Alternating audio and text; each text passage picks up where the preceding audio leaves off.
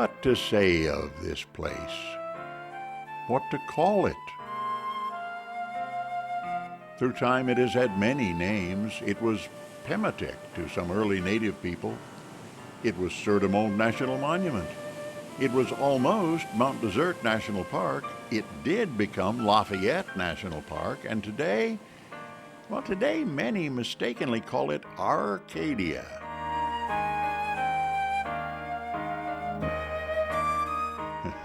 There is no R, but there are magnificent mountains scoured by ice millennia past. Constant sea working its ceaseless saltwater massage on granite shore. Gentle brooks whispering secrets we all might learn. Lovely lakes and ponds, their mirrored waters doubling their beauty.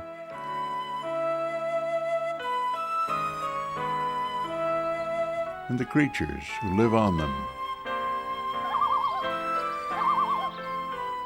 in them, around them, above them. Mountains,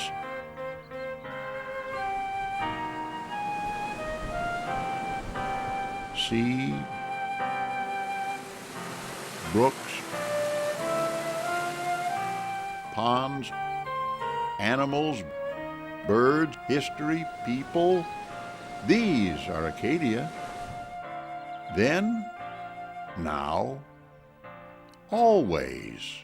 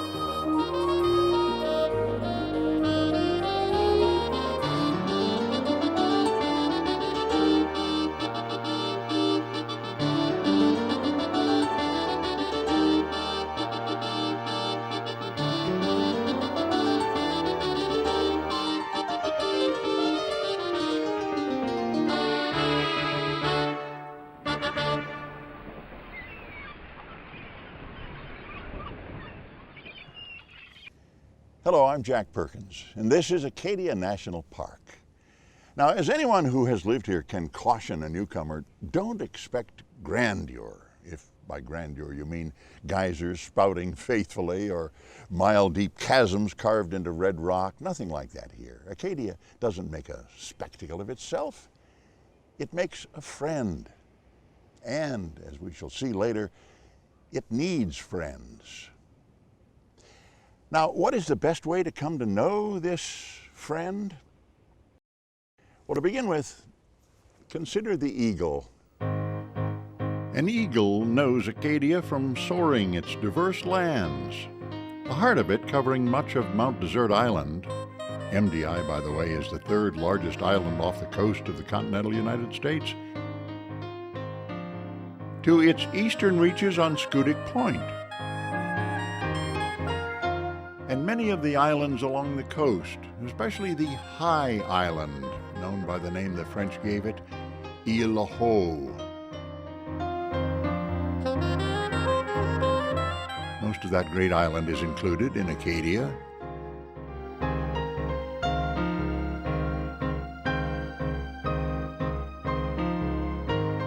And the many small islands along the coast, the eagle knows those as well. For earthbound visitors, the only soaring to be done is over the 3D relief map at Acadia's Visitor Center. Not quite the same. You look at models, you watch videos like this one, you read guidebooks, maps, pamphlets, but you don't meet Acadia till you get out in it.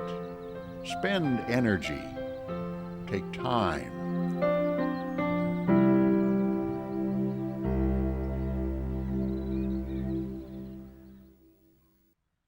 You can do it quick and easy, many do. Head out to the famous Ocean Loop Road, say hello to some of Acadia's highlights.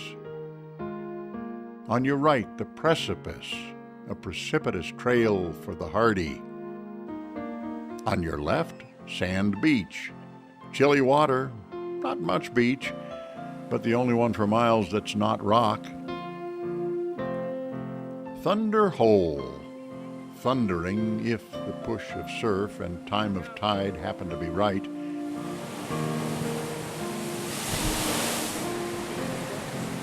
Interesting at any time, but potentially hazardous. Prudence and caution urged. On around Otter Point, the classic rock-bound coast of Maine. Come to Stanley Brook Road. Admire the triple-arched bridge raising a carriage road above the automobile road in one arch, the brook itself in another. As you approach the Jordan Pond House, look to your right and admire the craftsmanship of one of the carriage road gatehouses. Beyond Jordan Pond House, the two mountains known euphemistically as the Bubbles. And then the mountain among mountains. Motor to the top of Cadillac, highest point on the coast of America, the spot where at certain times of year the sun first lights the continental U.S. So you've done the Loop Road and you've climbed Cadillac, you've seen the highlights, but you haven't seen Acadia. Acadia hides and invites you to seek.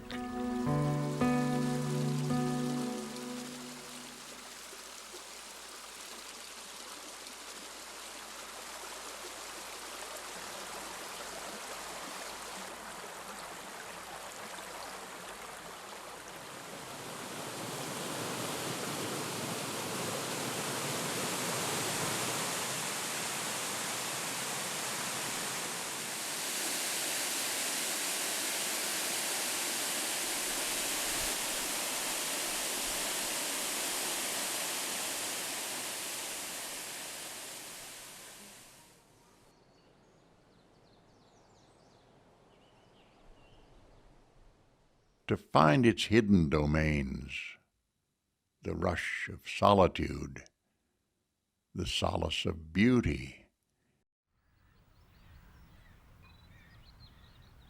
And in any season of the year, in the spring, painted with the artist's most vibrant palette,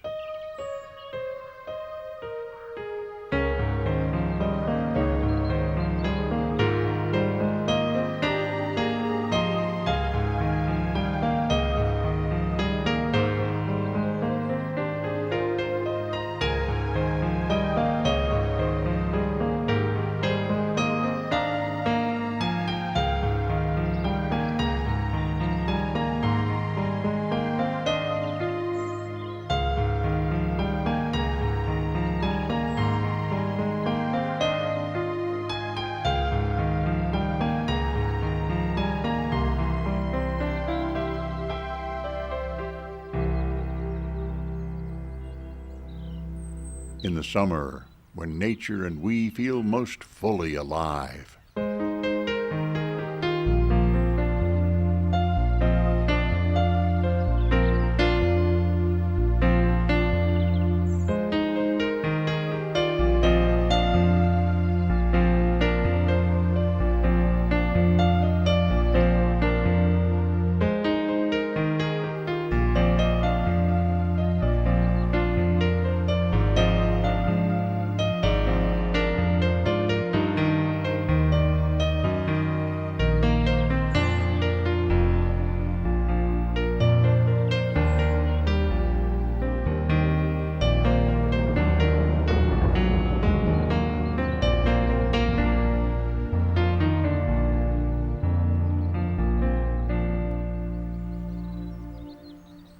In autumn, the fall of the year, the fall of pretension.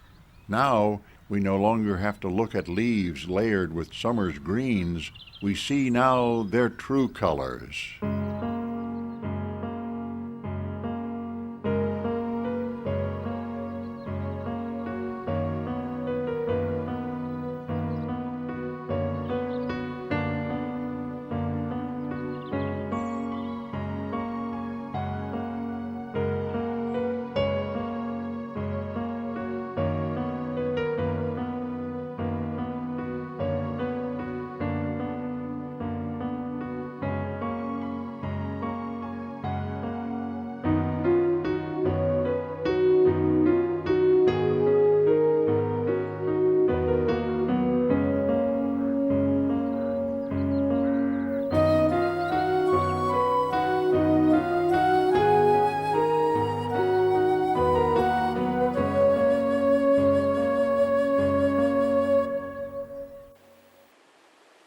And finally, in winter, the year's reality check.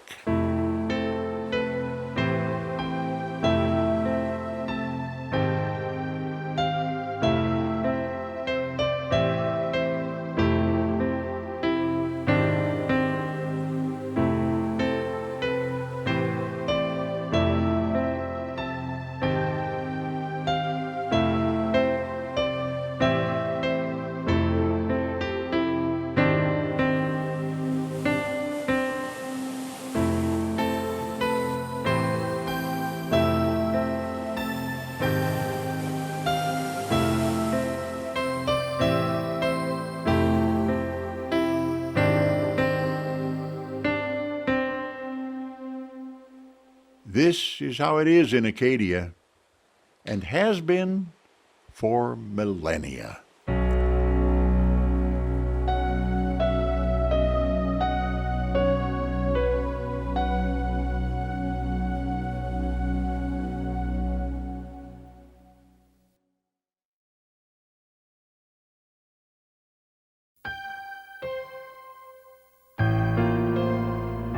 "20,000 years ago, there was ice over all. Cadillac Mountain covered by ice 3/4 of a mile thick. The glacial ice sheet, as it moved, gouged valleys into the ridge that crossed the island, scooped out glacial lakes, excavated Somes Sound, the only true fjord in North America. All this glaciers did, and then, over thousands of years, retreated, and Acadia was ready for people.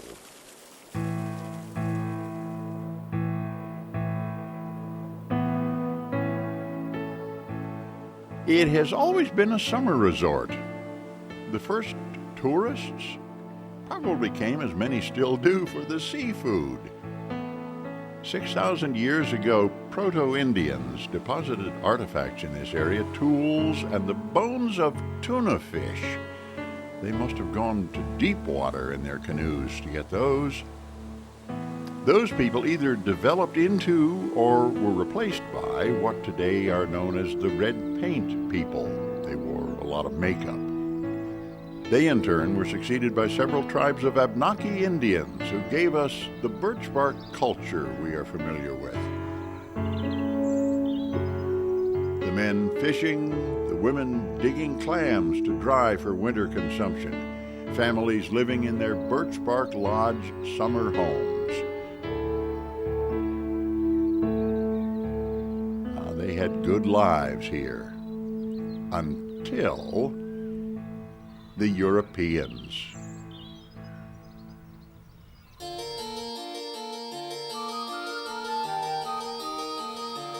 Who was first? Don't know. Vikings, Leif Erikson, John Cabot sailing for the English? Maybe. The Portuguese explorer Esteban Gomez? Certainly. He came in 1525, commissioned by the Spanish to find a passage through to the Pacific. 80 years later, it was the French explorer Samuel de Champlain, with 12 sailors and 2 Indian guides sailing along the Maine coast.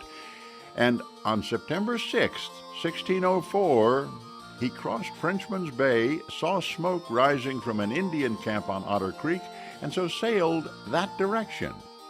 But he came to shallow waters, which today are marked by a bell buoy, but weren't then, of course, and Champlain ran aground on a shallow ledge.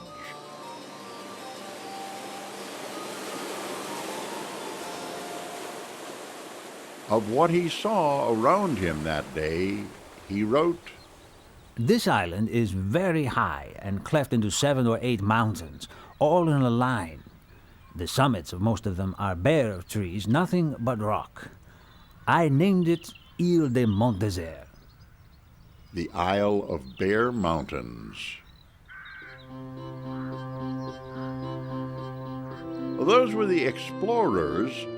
The first European settlers were again Frenchmen, Jesuit missionaries who set up camp near Chief Astacou's Indians at the entrance to Somes Sound and began trying to convert them. Now, they had only a few weeks to do it before along came a gunboat full of Englishmen assigned to wipe out any vestiges of the French on the coast, which they did. And all that began a century and a half of on and off warfare between the French and the English to control this land and these waters. Over the years, many vain and pretentious folk show up in Acadia's album. Consider Antoine Lomé. He was a Frenchman, a commoner, who inveigled a grant to the lands of Acadia, but before traveling to the New World decided he ought to have a title. So he made up a title. Sieur de Cadillac, he named himself, concocted a fake family coat of arms, of which you still see a version on the back of a Cadillac, driving up Cadillac. A few decades later, after American independence, consider Madame Barthélemy de Gregoire. She persuaded the legislature of Massachusetts, to which Maine still belonged, to give her the eastern half of Mount Desert Island and the adjoining mainlands. She set up housekeeping at Hull's Cove and began selling her newly acquired lands to the families who already lived there. Madame, in other words, was America's first real estate speculator. Most of the people were less colorful, more solid. Abraham Somes, Acadia's first permanent settler. After him are named Somesville and Somes Sound. He found a rugged land, a rugged life.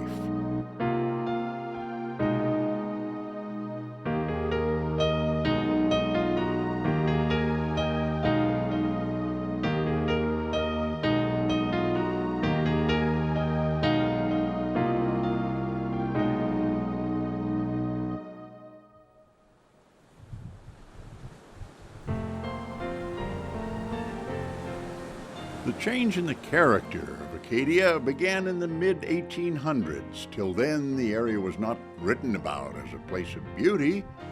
Far from it. The poet John Greenleaf Whittier had seen it as a menacing specter.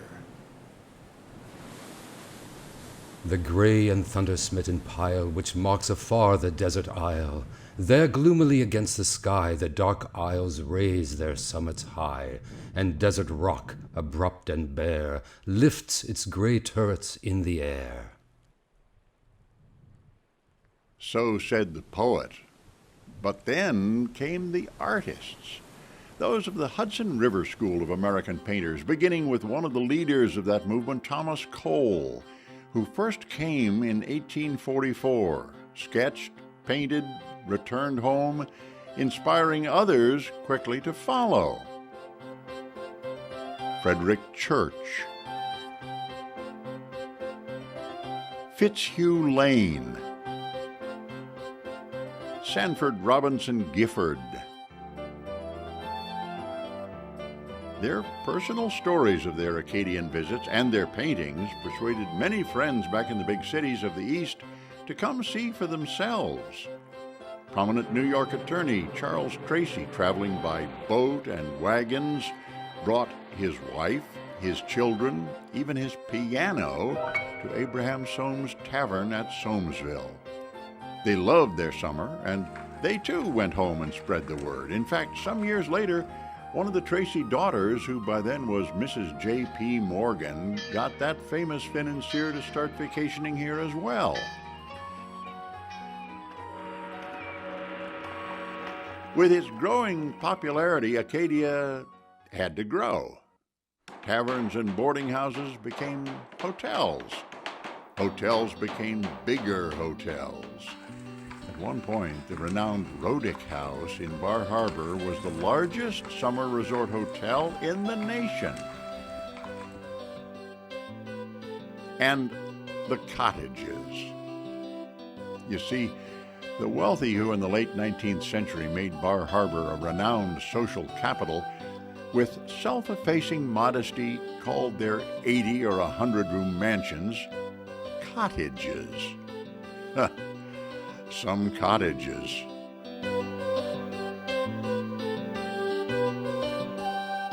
In the late 1800s, to Acadia came something remarkable. Today, to get to the top of Cadillac Mountain, you can drive or you can hike. There are many trail options up the mountain. But imagine climbing the mountain by railroad. Back in the 1880s, a businessman named Francis Clerg had the idea. A cog railway was built to ascend to the peak of what was then called Green Mountain.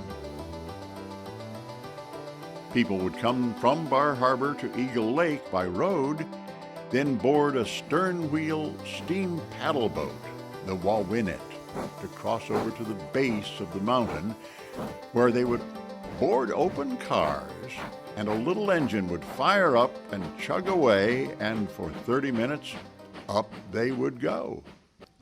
At the summit, they would find, of all things, a hotel. The Summit House, with a large dining room, sleeping rooms for 50. The round trip by road, boat, and railroad cost $2.50. 3,000 people took the trip the first season. Still, after 8 years, the owners chose to give up on the Green Mountain Railway. It went out of business. But, nonetheless, it was a turning point in Acadia's history. For a few years later, that cog railway was the incentive for a small group of men to do whatever they had to keep such eyesores, such despoiling intrusions as they saw the railroad from ever happening again. At their first opportunity, they would buy that mountain, clear away the bones of the railway and the hotel. The mountain would become the centerpiece of Acadia, protected forever. Who were these men, Acadia's forefathers? I'll call them horse and buggy men who foresaw the coming of the automobile and the changes that would follow, and realized if anyone were going to protect and preserve this precious place, it had to be now, and it had to be they. Charles Eliot, Professor Eliot, for 40 years President Eliot of Harvard. It was he who had the foresight to start the preservation effort in 1901, calling together a few other like-minded men, including George B. Dorr, a distinguished gentleman from Boston who, from his home Old Farm on the shore near Bar Harbor, became president of the group created to gather lands, purchasing some, persuading donations of others, and slowly assembling the vital core of what would become the national park. Dr. Robert Abbey, a world-renowned physician, in fact the first in America to introduce radiation therapy against cancer. He was a summer resident of Bar Harbor and an avid amateur archaeologist, researching and gathering relics representing 10,000 years of native life around Acadia, a peerless collection to be housed in the now famous Abbey Museum. Also add another hero to our story, a family of heroes actually. The Rockefeller family was and remains essential to the story of Acadia. John D. Rockefeller, founder of Standard Oil, which at its peak controlled 90% of all the oil in America, was probably the richest man in the country, but was certainly one of the least ostentatious. As was his son, John D. Jr., who, when he came to love vacationing in Maine, carefully steered clear of the Tony society-paged resorts of Bar Harbor, instead taking his family on the ferry Norumbega on around the island to the southern edge to Seal Harbor, where they settled comfortably each summer into a home they called the Eyrie. From its height, it reminded them of the view an eagle must have from a nest on high. And one of John D.'s children would long remember arriving each summer. My parents brought me here first for the summer of 1915, which was the year I was born. And as we did for many years, they came up on the Bar Harbor Express, which started in Washington, stopped in Baltimore and New York, and then Boston. I very much enjoyed riding overnight on the train and hearing the click of the wheels under me, and it was an expedition that we all quite enjoyed. We landed at Hancock Point, where we got off and got onto a boat and had lunch. Arrived at Seal Harbor about 2 o'clock.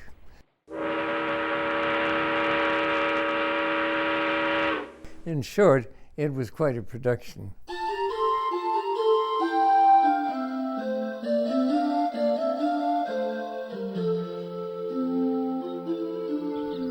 The home that we lived in all of my younger life, and I think with much pleasure, was the Eyrie, which was a big frame wooden house that the family had bought years before I was born and had enlarged. It added a number of wings. So it was quite a conspicuous house. At the Eyrie, the unostentatious John D. Jr. was far from the social soirees of Bar Harbor, but was close to what he loved most, the lands and vistas that spread all around him. Across those lands, he began building a series of carriage roads. Horse and carriage riding was one of his gentle pleasures. Well, Father by nature, I think, was a builder. He built wonderful things from Rockefeller Center to the cloisters in New York, repaired the roofs on Versailles, so that it was not surprising that when he came here and acquired land, he was very interested in building roads and building bridges to cross the streams. And he started that when I was a very small child, but soon after I was able to ride horseback and would sometimes ride with him, we would watch the construction of the roads and of the bridges. And that's a memory that is one that I cherish. It was fun to be with him and to see the construction of the roads. Father loved building and loved the details of construction. And he loved making sure that what was being done was just right. And he was not satisfied without going out to observe himself the roads under construction. And he would, before they were built, walk the line that was being proposed for the roads. So he played a very personal role, much more than just paying for the roads, in the construction of the roads. Some of those roads he had built were engineering marvels of his time and still today. Carved from sheer cliff without the sophisticated equipment of now. He built some of the roads on land he already owned, some on land he purchased for the purpose and then ultimately gave to the government. In all over 50 miles of carriage roads, nothing like it in any other park in the country. Oh, and for many, the crowning glories, the 17 magnificent rock bridges Rockefeller had designed to carry his roads over streams, valleys, under public thoroughfares, their like is unequaled.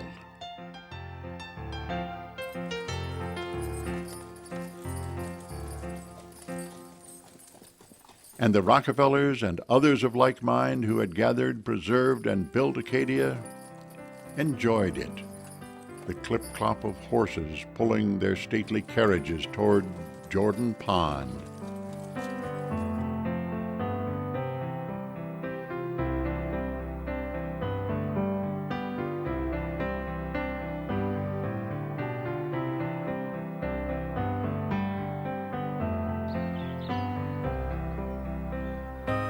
As hard as it was to pull together all the lands and build the roads and the bridges, even harder would it be to give them away.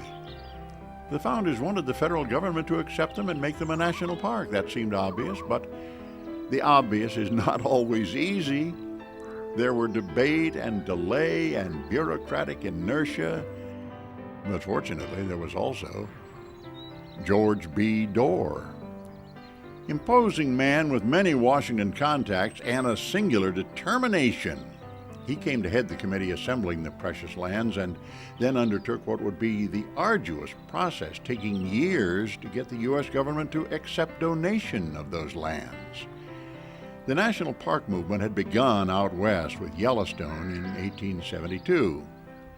44 years later, the Sur de Mont National Monument, as Acadia was first called, was officially born in 1916. And named to supervise it, George B. Dorr. Its budget in its first full fiscal year, $150. To get more money for the park, Dorr called on a friend, former President Teddy Roosevelt, who wrote a letter to the recalcitrant chairman of the Appropriations Committee to plead for the new park. He wrote, "It is our one eastern national park.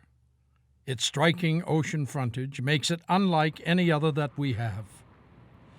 It will furnish a health-giving playground, greatly needed by multitudes of hard-working men and women.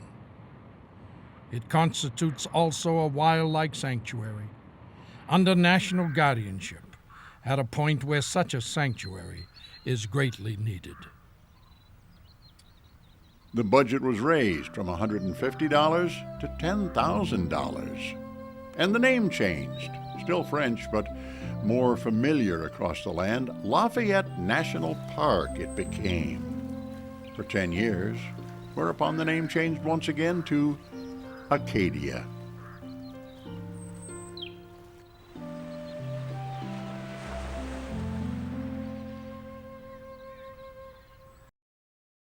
The early 20th century proved the golden age for Acadia. A world-renowned social capital it became as famous families with names like Pulitzer, J.P. Morgan, Vanderbilt, Stotesbury overbuilt their cottages. That was the golden age, but ages pass and gold can melt in fire.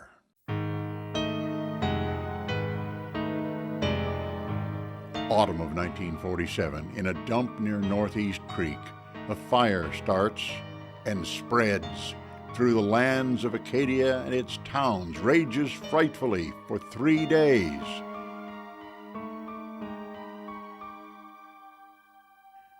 And today, you'd hardly know.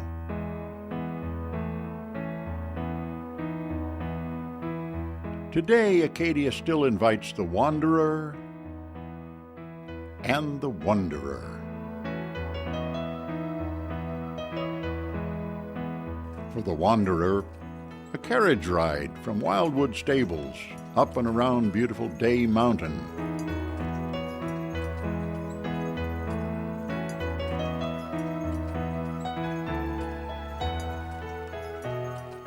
For the wanderer, perhaps a hike. What varied opportunities await. To start, how about the trail up the back of the South Bubble to find that glacial erratic called Bubble Rock? And to gaze down on Jordan Pond and the Jordan Pond House. There's another trail threading treacherously up what's called the precipice, and yes, it is precipitous, not for street shoes or faint hearts.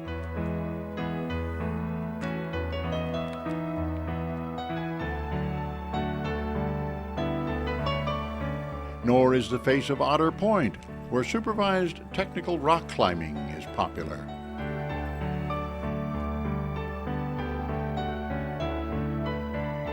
To embrace the classic rock-bound coast, the Ocean Trail runs out by Otter Point.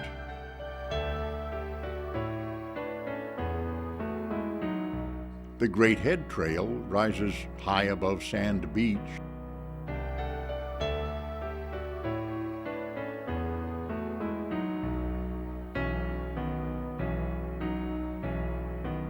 There's a trail up the hill called the Beehive.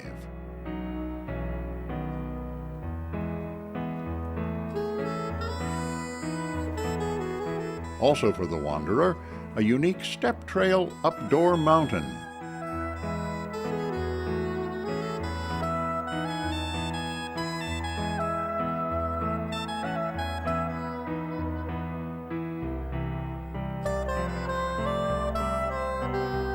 There are trails up the sides of Cadillac Mountain, or if you prefer, down. Another atop Acadia Mountain affords a grand view of that fjord, Somes Sound. Along Echo Lake, up Beach Mountain to an old, now unused fire tower.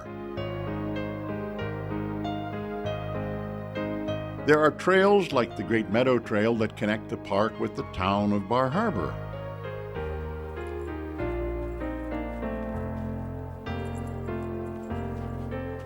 And of course, all those carriage roads. Plenty of places to go by foot or by 4 feet.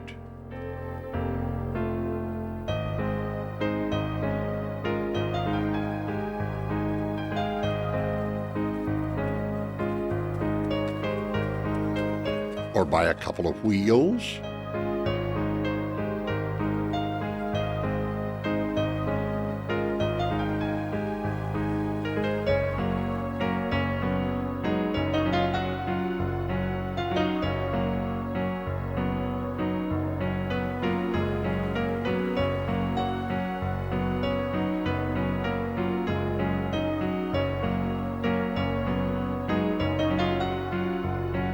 Or by oar or paddle, setting adrift on a placid pond.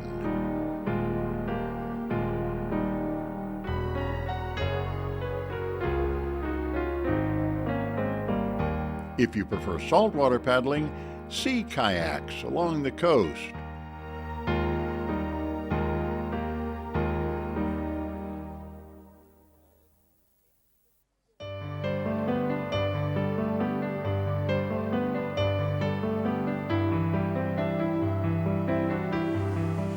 Or head out with a park naturalist aboard the Sea Princess to get a feel for islands and island living. And here again, Rachel Field's classic poem. You may chat with the neighbors of this and that, and close to your fire keep, but you'll hear the ship whistle, the lighthouse bell, and the tide beat through your sleep. Well, you don't know how, and you don't know why such a change upon you came, but once you have slept on an island, you'll never be quite the same. So I hope you folks continue to enjoy our coastal history, our coastal Maine islands. Visit Little Cranberry Island, the village of Islesford, where the park offers a museum of island life. Professor William Otis Sawtell. Now, he was born in Bangor in 1874. He came here in 1903 and he fell in love with the island.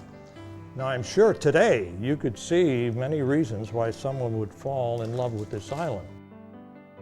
Nearby is Baker Island with its own history and the right man to tell about it. Welcome to Baker Island. This is the Elijah Gilley House that was built by Elijah, who was one of the original settlers' children out here. It was built in 1840. So this island was settled in 1806 by William and Hannah, and they raised a dozen children out here on this remote offshore island. 6 boys, 6 girls. And I'm a descendant of Hannah. She was my great-great-great-great aunt. So this is a special place for me to come and a place I love to share with others. In 1828, a lighthouse was erected here on Baker Island, and this would be the first lighthouse family on Baker. Many opportunities for the wanderer, and for the wanderer, much to learn. So Diver Ed's gonna head down to the bottom of Frenchman Bay and show us what's down there at the Dive-In Theater. And off he goes. Goodbye, Diver Ed.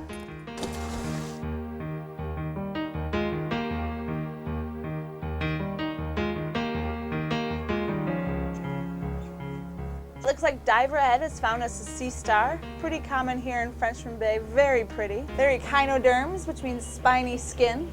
You guys will see that when it comes back up to the boat. You can feel that and feel just how spiny it is. So we're looking at a toad crab, one of the smaller crabs that we see down at the bottom of Frenchman Bay. These claws are not going to do much for offense or for defense, so instead they choose to camouflage themselves. So they'll scrape things off rocks, they'll pull things off plants, and then they'll put them on top of themselves for camouflage.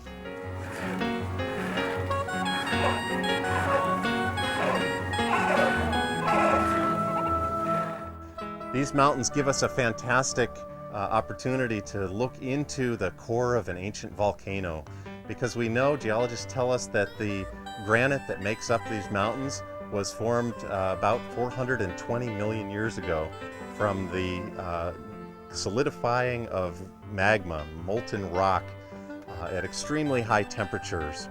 We know that there was once hundreds and hundreds of feet, perhaps thousands of feet of sedimentary rock and other types of rock on top of Cadillac Mountain. And so what we're looking at today is kind of the middle of the magma chamber that would have been deep within the earth when these minerals cooled. If we want to find where this rock came from, you got to take a chunk of it, start matching it up with the rock underneath your feet. You're going to have to keep walking and go about 30 miles from the north of here to the town of Lucerne, Maine. You're going to find that this rock is all over in the mountains there. It was picked up there, came down to the south, then dropped here on top of Cadillac Mountain, like a giant conveyor belt came out of the north. We call those conveyor belts glaciers. We call this a glacial erratic, dropped as those glaciers left a good 10 to 15,000 years ago. Glaciers, volcanoes, scraping, shatter zones, many changes have happened to these rocks over eons and eons. I used to think that you had to go out west to see really good rock up close and personal, until I came to Acadia National Park and I realized it is everywhere. If you like rocks, this is certainly a good place to see them. Take a look at this evergreen and notice how long the needles are. And I also want you to notice how more than one needle comes out of the same place. That makes it a pine tree. Now we can figure out what kind of pine tree it is by how many needles come out of the same place.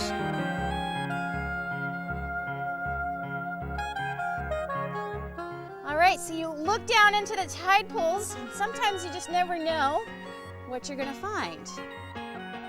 Here's a little sea urchin. And with all these different things that are in the tide pools, you may wonder, well, why are they so important?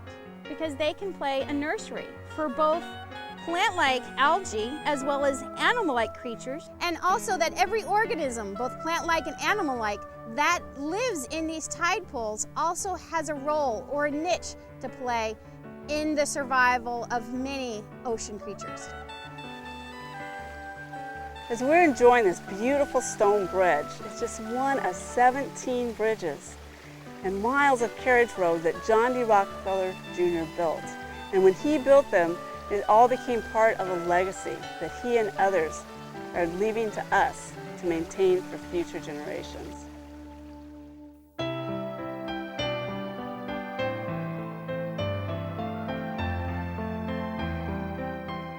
If one of the things a wanderer wonders is how could I help Acadia? There's an answer. The answer is a group named Friends of Acadia.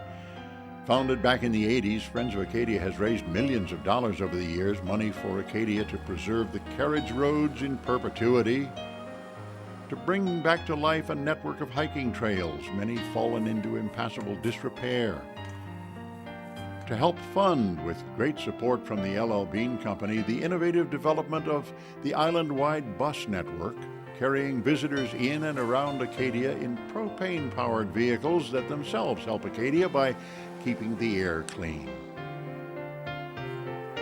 To enable its work, Friends of Acadia, of course, welcomes contributions. And not just money. It enlists volunteers. Hundreds come from all parts of the country to work on trails, build bridges, clear away brush. It also fields a summer corps of paid young people called Ridge Runners who help and guide folks along the ever-expanding network of Acadian trails. Well, I think Friends of Acadia have played a very important and constructive role, have certainly supported projects that would be useful in terms of the maintenance of the trails, for example. They had groups of volunteers who worked on the trails in a way that the park couldn't afford to do. Volunteerism to me is a way to give back. Having had a wonderful life, it's a chance to really do some wonderful things. And we found an organization called Friends of Acadia that organizes it in a way that everyone is productive immediately. It's not waiting around in groups, and it does phenomenal things for the park. I've traveled around the country and seen the conditions of some of the other parks and the trails, and then I come back here and it redoubles my effort to want to do more. I think the Friends of Acadia program for the park has meant extra hands. A number of years ago, the Friends of Acadia realized that there was really not enough people to help the park due to governmental cutbacks. So we provide thousands of hours a summer that are extra hands to the people that maintain the trails and maintain the carriage roads. And we're able to bring up things to the standard that the park wants. Friends of Acadia carries on the great heritage of the founders of Acadia, private citizens protecting public lands, not for themselves, but for us all. That sort of stewardship was the spirit of Acadia back then, is the spirit of Acadia now, but in the future? I'm wondering, in titling this program Acadia Always, were we perhaps a bit too optimistic? Oh, the sea and the shore will always be here, perhaps in different configurations. But what about the park? What about Acadia the park, needing help and support and love? Will it always find those? The ominous fact is that today, fewer and fewer young people care about national parks. Fewer go to national parks. Does that mean that as they grow up, fewer will support national parks? It's a cause for concern. It does appear that there is a growing disconnect between today's youth and the out of doors. We want children to experience Acadia National Park rather than just watch it on a screen. As park superintendent, Steele has worked to address that disconnect between youth and the great outdoors. Of course, there have always been fun things for kids to do around Acadia, from the days of the Rockefeller kids and their friends, right up to the present. All kinds of play.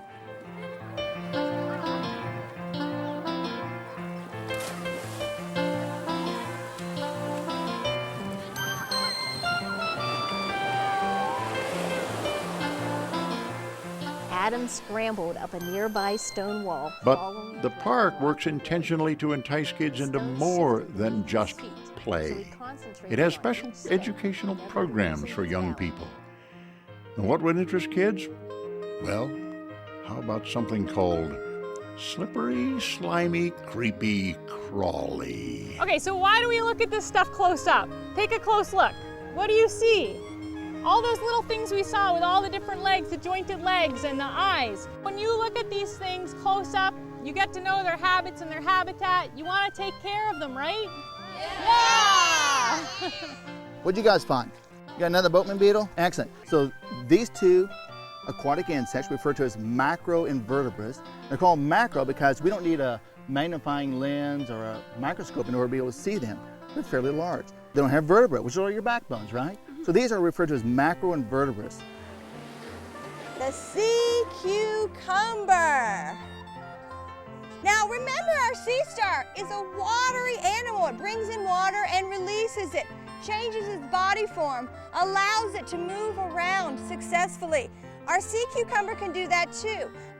What do you think created that rounded mountain? Anyone know? Glaciers! Exactly. And so what happened, this is the story of Acadia.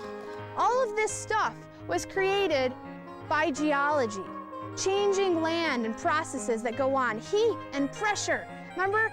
Metamorphosis. Ooh, ooh, ooh. All this stuff, they're clues to figure out the mystery. Kids who work really hard at various programs can earn a coveted designation of Junior Ranger, patch and all. Big round of applause. There are new Junior Rangers.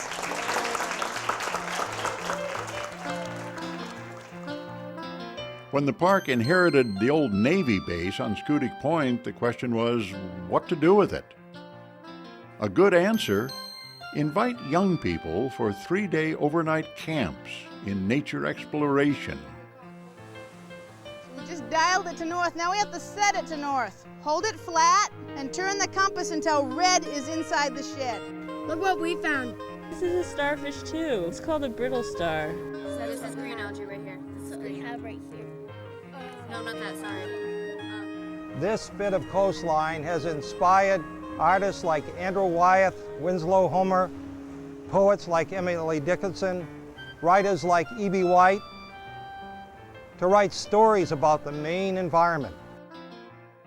Attempts to get young people interested and, more important, involved in Acadia now and into the future. Think about the future by recalling the past.